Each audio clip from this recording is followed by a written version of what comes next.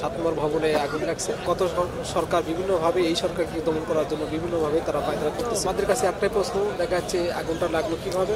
এটা তো দুর্ঘটনা হতে পারে, আবার ষড়যন্ত্র হতে পারে, দুটোই ধারণা করা হচ্ছে। আমি এখন পর্যন্ত দুটোই ধারণা করছি, যেহেতু কর্তৃপক্ষ হয়তো বিষয়টা নিয়ে তদন্ত করবে, তদন্তের পরে সঠিক জিনিসটা বের হয়ে আসবে।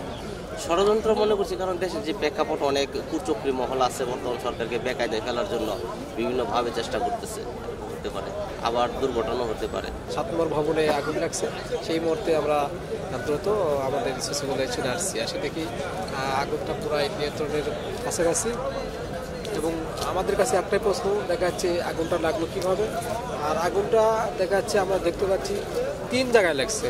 আসলে 3 জায়গায় লাগার কারণটা কি আমরা বুঝতে পারতেছি না। আগুন তো যে কোনো এক সাইড থেকে লাগার পরে সেটা বিস্তার খাইবে, কিন্তু সেটা এখানে আমরা দেখতে পাই না। নাশকতা মানে সচিবালয়ের এরিয়া তো কেপিআই এলাকায়, এই এলাকায় দেখা যাচ্ছে এইভাবে নাশকতা হওয়ার সম্ভাবনা কম, কারণ এখানে তো পর্যাপ্ত পরিমাণে নিরাপত্তা ব্যবস্থা আছে।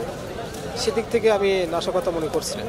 ষড়যন্ত্র অংশ এই মুহূর্তে হতে পারে, যেহেতু গত সরকার বিভিন্নভাবে এই সরকারকে দমন করার জন্য বিভিন্নভাবে তারা পায়তারা করতেছে। এর আগেও আপনারা দেখছেন সচিবালয়ে আনসার যে একটা বিদ্রোহ, সেটাও আমরা দেখছি, এখানে খুব ভয়াবহ অবস্থা ছিল। আমরা সকালে অফিসে চলে এসেছি, এসে দেখি সচিবালয় গেট বন্ধ, আমরা সবাই ঢুকতে পারতেছি না। এর মধ্যে ষষ্ঠ উপদেষ্টা মহোদয় প্লাস গণপূর্ত উপদেষ্টা মহোদয় ব্রিফিং করছেন বাইরে, তো এই সম্বন্ধে আমরা কিছু বলতে পারতেছি না।